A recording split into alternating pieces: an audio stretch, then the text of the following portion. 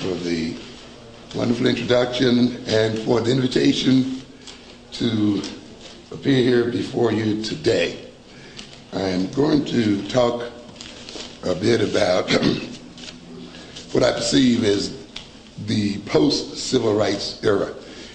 Officially, I'll title my talk today Beyond White Racism, Beyond Civil Rights, Human Rights, and into African Revolution. I'm going to center on the concept of revolution today.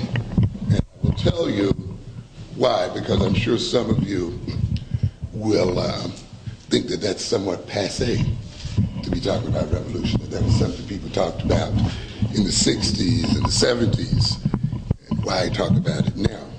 But I think, and I hope that as a result of what I have to say here today, you might change your opinion about that particular topic. I'd like to, of course, commend you for your celebration of African history, of African American history. And of course, we recognize the importance of studying such history. However, I think we still underestimate the value of the study of African history. I think we celebrate it without analyzing it. We search it and look for heroes without understanding that one of its major purposes is to teach us lessons on how to cope with the present and with the future. Not only are those people who do not know their history doomed to repeat it, but those who often misread it are often doomed to repeat it as well. And those who misread and perhaps fail to read it at all may not have a chance to repeat it at all. And I think we have reached this point where our failure to understand history is going to put us in a position where we won't have a chance to learn it again. The survival of our people is at the crossroads today. And our study of history then should be about more than celebrating our heroes, about more than celebrating the struggles, than just keeping eyes on the prize. And those are valuable things, obviously. But we must look at history in terms of coming to understand our current and our future obligations and what must be accomplished by those things. If we're not careful, we will be beguiled by our study of history. Many of us who have not studied, for instance, Reconstruction history, the history of the United States, particularly of African Americans during the 1860s and 70s, may think that we are entering a new era in American history.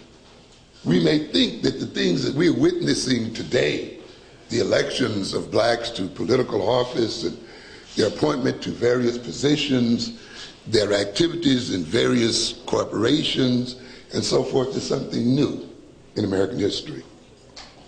And yet, a study of Reconstruction history will quickly convince us that we are currently undergoing deja vu. Many of us see history as a continuing progress upward and onward. We have bought the American concept of progress, the idea that things must, over time, necessarily get better.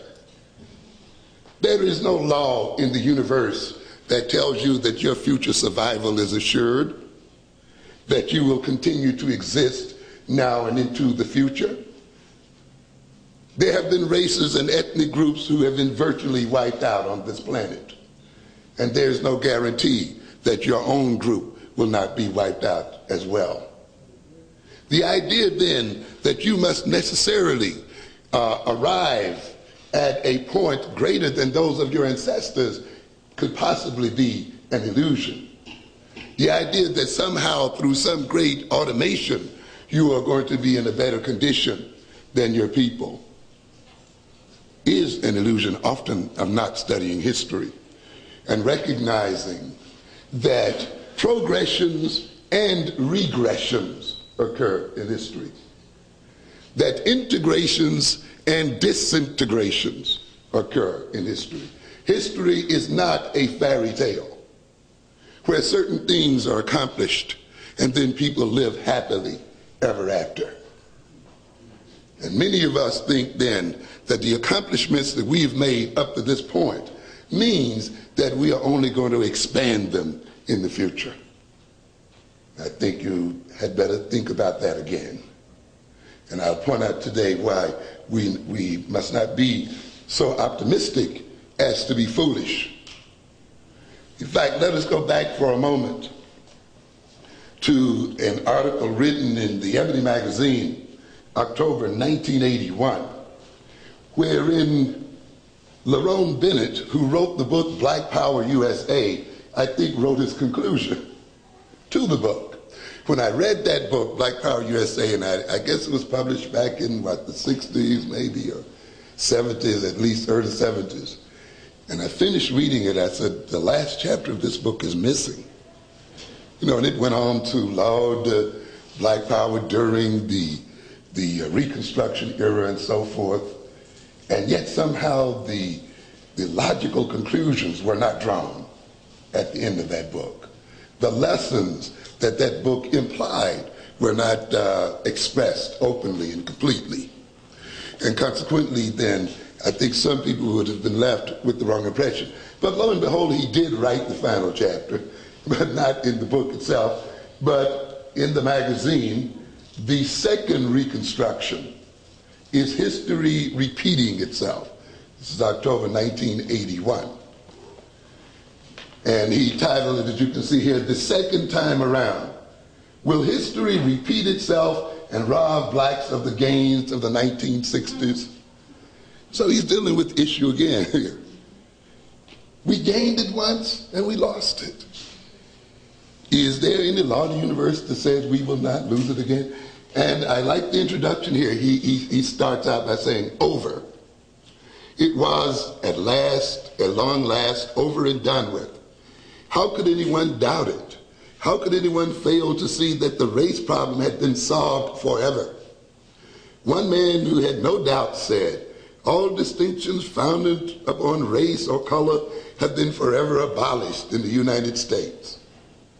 Another who saw things this way said the category of race had been abolished by law and that there were no more colored people in this country.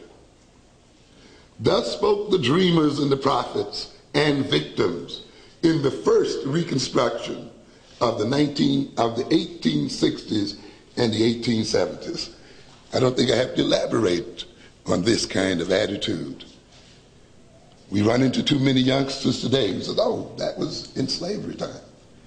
Oh, those were the things that you talked about in the 60s. That's the 60s and the 70s. We're in a new day now. You're not in a new day, ladies and gentlemen. The same words that we were saying today, the same words that people said over 100 years ago. Why are we in a new day when we're saying the same thing that someone said 100 years ago? He goes on to say, and it is worth emphasizing here at the very beginning that these flights into fantasy were based on the same hard facts that gripped the imagination of blacks in the second reconstruction of the 1960s and 70s. There was, for example, a black man in the U.S. Senate in the 1870s. And there was a black governor in Louisiana. In the 1860s and the 1870s, as in the 1960s and 1970s, there were black sheriffs and mayors in the South. And there was open speculation about a black vice presidential candidate. So the Jesse run is not new in black American history, ladies and gentlemen. There was moreover a network of civil rights laws that seemed to settle the issue beyond all possibility of dispute or recall. Same kind of situation we talked about here today when you try to tell our people that laws don't protect anyone. And there are so many of us who believe that fair housing laws and anti-discrimination laws and civil rights laws and voting laws and so forth guarantee our freedom. What an illusion. What a flight into fantasy. Laws are no stronger than their enforcers. And the same people who pass those laws are the same people who are responsible for enforcing the law. And if the people then who enforce the law no longer decide to do so, the laws then are of no value and have no power. Ultimately then, fairness rests, and the fairness of treatment rests, not in laws, but in the activities of people, and in the attitude and consciousness of people. And if people who are responsible for enforcing those laws change their attitudes, then the treatment of those people whose freedom is protected by those so-called laws is now changed as well. You cannot put your faith in a white man's law and in laws enforced by whites. I have warned people many times that if it comes one day where the society has to make a choice between feeding white children and feeding black children, no amounts of civil rights laws or any other laws on the books will prevent those people from feeding their children first. It is a silly faith that we have then in laws. And for people in the 1970s and 80s and 90s to still rest their freedom on the basis of laws, when the very history itself shows us that this cannot be done, we must question their sanity and what they have learned from the study of that history. There was, moreover, a network of civil rights laws, it said, that seemed to settle the issue beyond all possibility of dispute or recall. Back there, 100 years ago, there was a federal law protecting voting rights in the South. Does this all sound vaguely familiar? And there was a national public accommodations law. So the public accommodations law didn't begin with the freedom rides, ladies and gentlemen, in the 1960s. We had those back there in the 1860s and 70s as well. So such, in broad outline, was the racial situation 100 years ago in the 1860s and the 1870s, when racism was forever abolished in America for the first time. It was a short forever. And of course, I'm not going to read you the whole piece, but there are just segments in here I want to sort of quote, such as almost every schoolboy knows, the first Reconstruction ended in a major historical catastrophe that wiped out the gains of the 1860s. As a consequence, it required 100 years and oceans of blood for black people to climb back into the political plateau they have occupied in the 1860s and 70s. So, as I stated earlier, history contains both progress and regress. However, I think regress at this point of history will not be a situation where we will be able to fight a battle all over again. I think regress at this point of history essentially spells annihilation for Africans, not only in America, but for Africans the world over. For as I said, he went on to say in Black Power USA, and as Du Bois said before me in Black Reconstruction, Reconstruction in all of its various facets was a supreme lesson for America, the right reading of which might still mark a turning point in our history. So consequently then, as I stated earlier, we must read the history correctly. The mere approaching of history in terms of the celebrating of personalities to a good degree, while important, is also a misreading of history as well. We must not only celebrate Martin Luther King and the others, we must look at the lessons that history teaches us.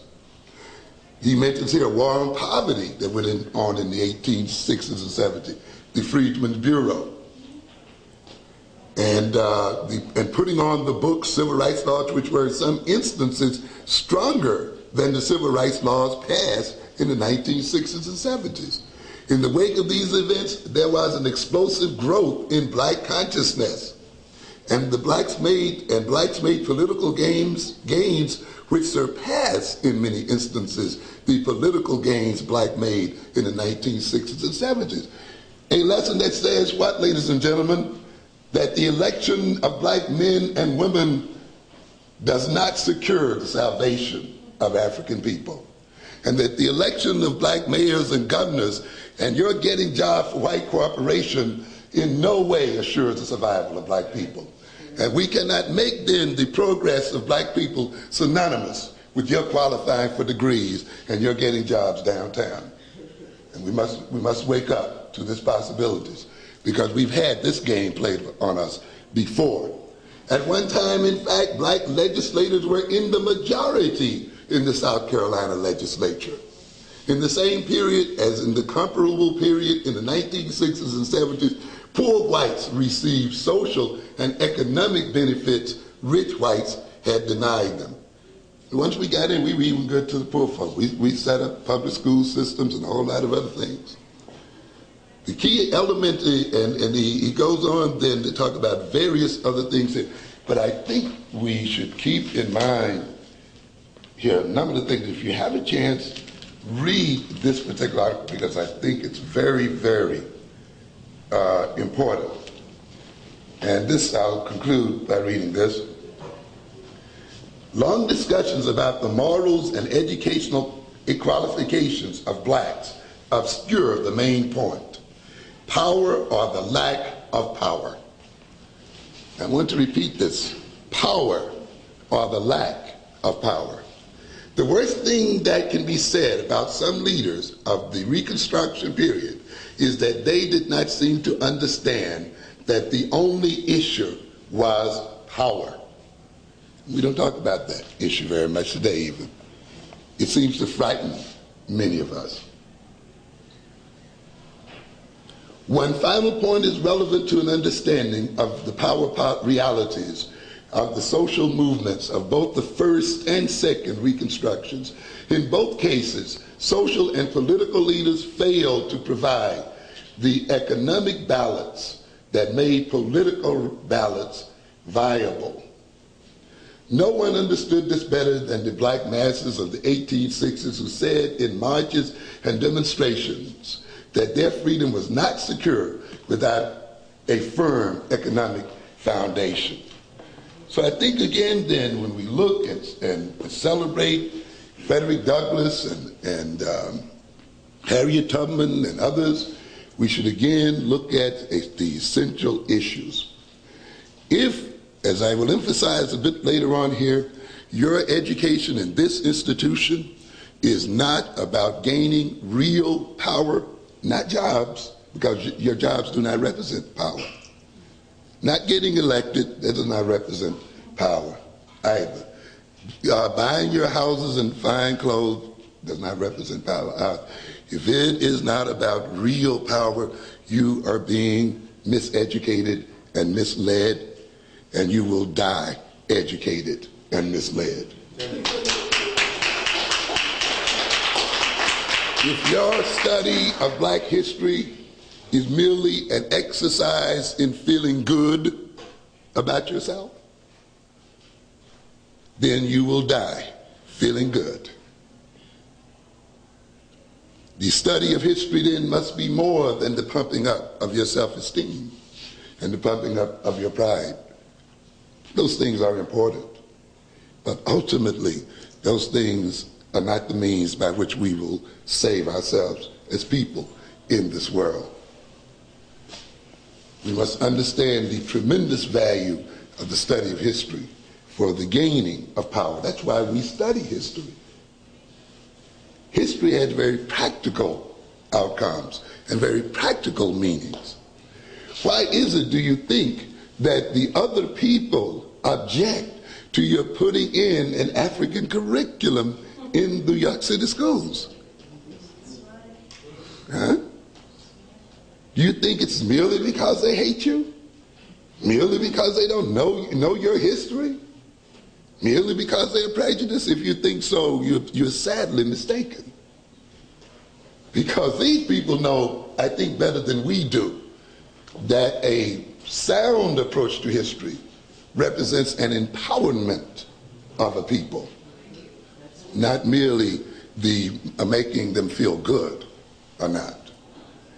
And I read a long piece this summer in the New York Times about the efforts of many blacks to push the African curriculum on college campuses, particularly in California. And of course, one of the white instructors there indicated very clearly that this is about power. They recognize it right away. This is about power, not just about including black people in the curriculum. The way this history will be taught and projected represents who will be in power and who will rule whom in this world today. So consequently, as we raise the issue in New York State about the inclusionary situation, you will see then the aspects of white supremacy raising its ugly head. Some of you, I'm sure, are familiar with the current so-called controversy. In the City Sun this week, there is an article called Regents Face Controversial Report on Minorities. And the writer here, David Bowder, is writing, makes some quotations from letters received by the regents and others objecting to the inclusions of African history and other people's history into the educational curricula of the state of New York. One woman worried about the destruction of our Western culture. She recognizes it. It's the destruction of our Western culture. Another woman criticized the regents for a disgraceful anti-white proposal. The inclusion of the truth about African people in history represents an anti-white proposal. On a certain level, though, she's not wrong. And on a certain level, the statement about the destruction of Western culture is not wrong. Because Western culture, the enslaver of African people, the destroyer of African people, the degrader of African people should be destroyed.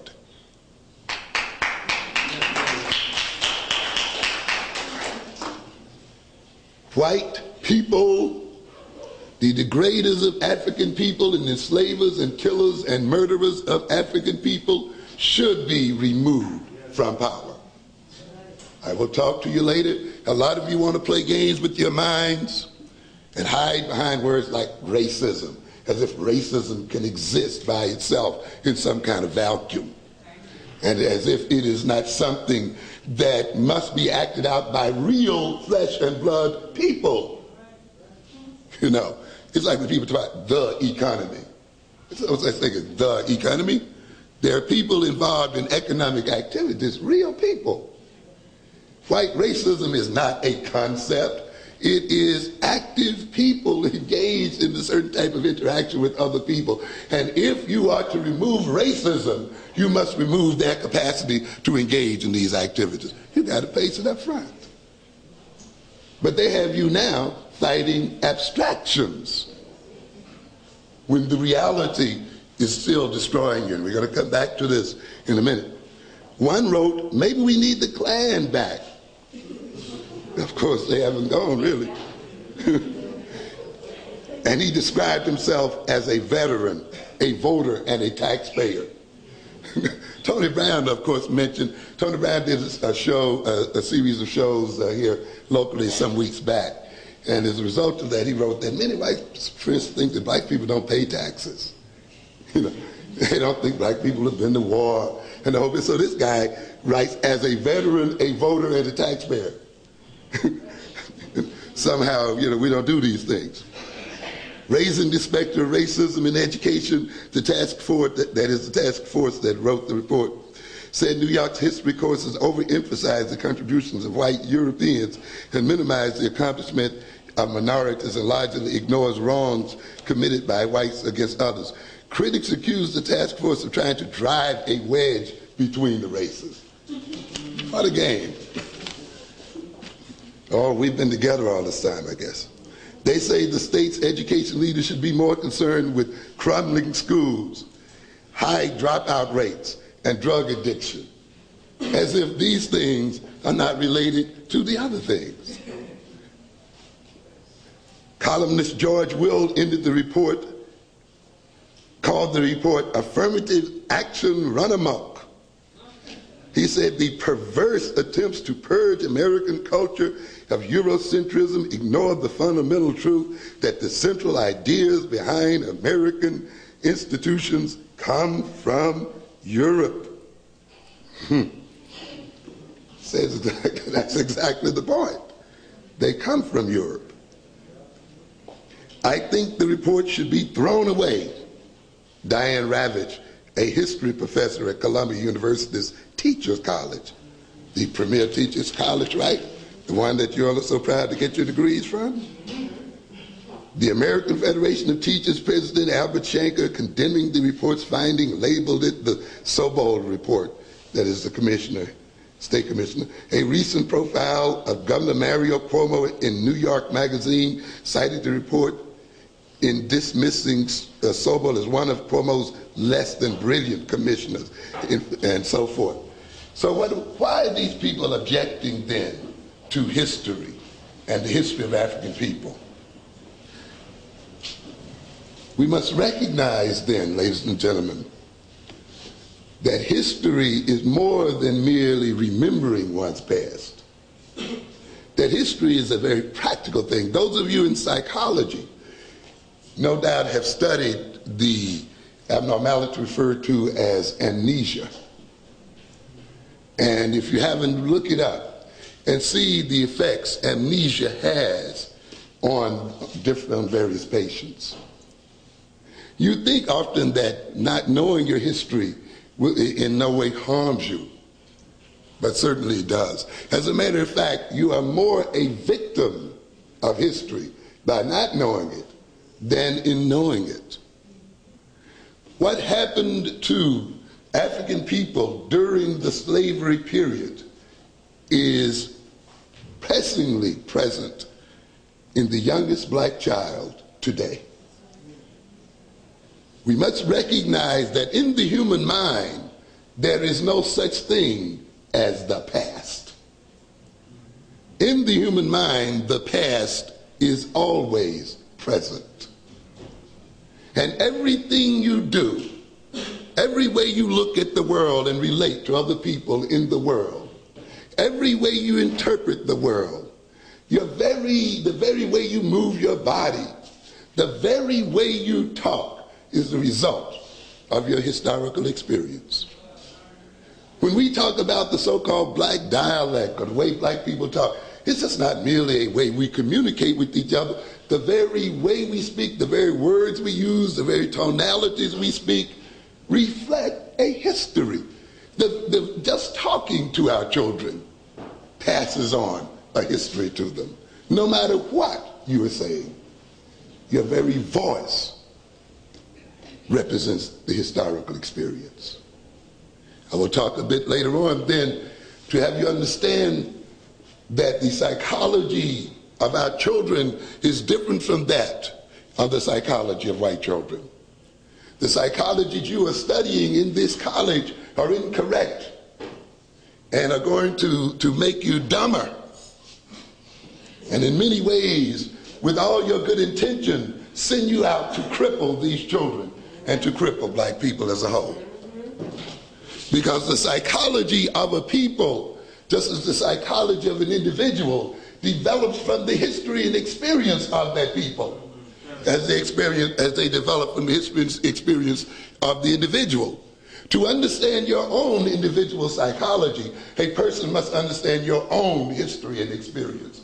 They cannot take the psychology of another person based on their history and experience and explain yours. Neither can you take the psychology of another people with a different history and experience and destiny and use that psychology to understand yourselves and to understand your children. And nor can you take that psychology and appropriately educate your children and direct your own destiny. It is impossible. And yet you have classrooms filled with general and introductory psychologists written by white men and women, and think you're learning some neutral, non-political psychology. No such thing as a neutral and non-political psychology. There is no neutral and non-political course in this institution, and I'm talking even about physics, mathematics, and computer science. I heard some joke the other night, there is no black chemistry. There is no black physics. Lies. Lies. Because you must understand that chemistry and physics and mathematics and all flows from the consciousness and mind of man. They do not exist apart from that. That science flows from the political and social and economic organization of a people. Science just does not pop up in the minds of geniuses. People must exist in a particular political, social, historical context in order for science to develop and to flourish. And unless you know the historical, political context in which science is created and motivated, you will not create science. You will then educate some people who can think in science, and then those same people will be used by your enemies to destroy you and your children. If you saw the program the other evening about blacks in space, how many of you saw that Monday? To whom? To the enemy? So that enemy, taking advantage of those advanced cameras that they invented, taking advantage of the moon vehicles and so forth they invented, can from 500 and 600 miles out in space rain death and destruction on black people on this earth. And therefore, if you do not prepare the appropriate economic and political circumstances in which your children are to operate, they will be hired and be used to destroy you as an individual and to destroy you as people. And I will talk to you later on when you look at a Colin Powell who sits at the head of the Joint Chiefs of Staff, so-called leading the American Armed Forces, and the very first time he leads the forces, he leads them against black people.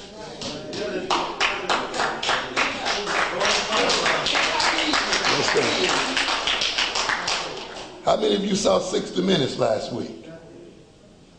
Yeah. How many saw this colored lady sit there and defend racial discrimination? As a result of investigation in New York State, 2 black people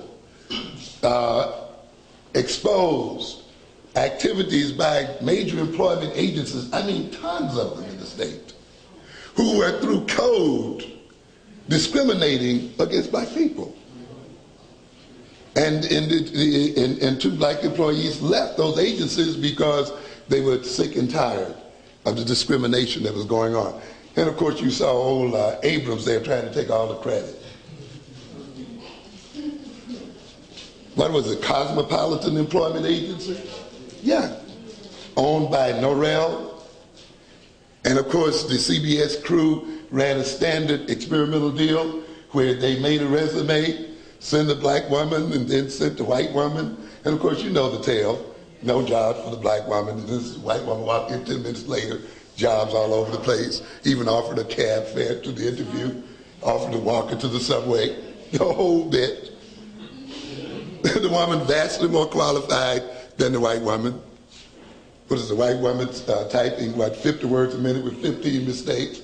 Black woman, 72 words a minute, 3 mistakes. You know, that kind of stuff.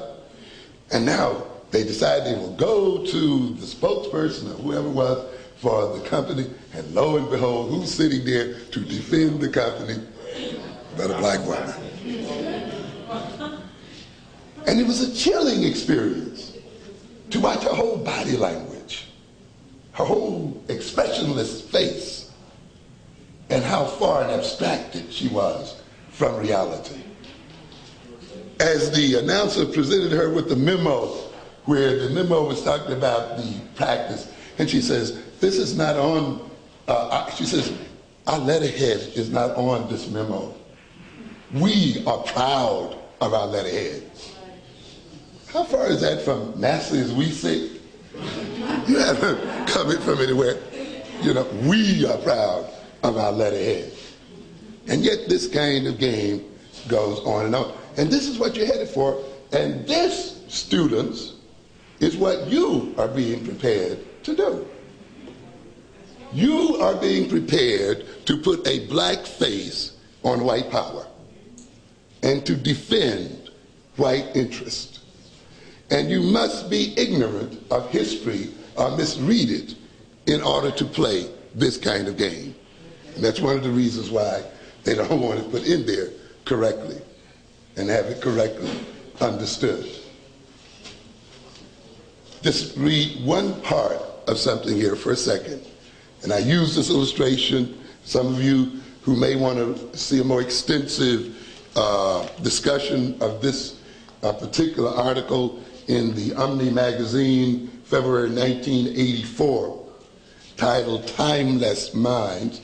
You might want to get the lecture I delivered from Brother Brown here at the House of the Lord Church.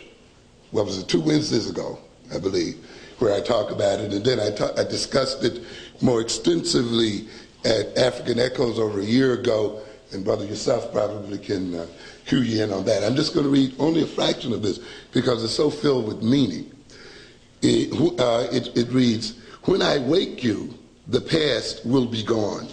Dr. Bernard Aronson of the New Jersey Neuropsychiatric Institute told a deeply hypnotized student. We discussed in that lecture I just mentioned at the House of the Lord about the fact that we as a people are in a chronic state of hypnosis. You're in hypnosis right at this moment. These classes that you're going to are hypnotizing you. And I talked about what hypnosis meant, and I impressed upon the people the fact that the essential ingredients of hypnosis was a social relationship, that is a hypnotist relating to the client in a particular way, you see, and the acceptance of that relationship by both parties, and the use of words. That was all. That was all this thing. That's all that ever goes on in a hypnotic session, isn't it? Two people relating to each other in a social arrangement and words passing back and forth. Doesn't that adequately describe the classroom situation? Do you think you're merely sitting here and there getting information and knowledge? The very fact that you think that that is what's happening means you're hypnotized already. When the post-hypnotic suggestion took hold, the student became drowsy and infantile, losing both memory and the powers of speech. Later, he reported a vague sense of meaninglessness. What are we saying here? The hypnotist, by manipulating this man's attitude toward his past, manipulated his consciousness and real capacities and abilities. He just wasn't in a state of illusion. He had memory problems. He had problems getting meaning out of life. He lost his sense of purpose in life. He became lethargic and drowsy and sleepy, fall asleep at night reading the books. Confused.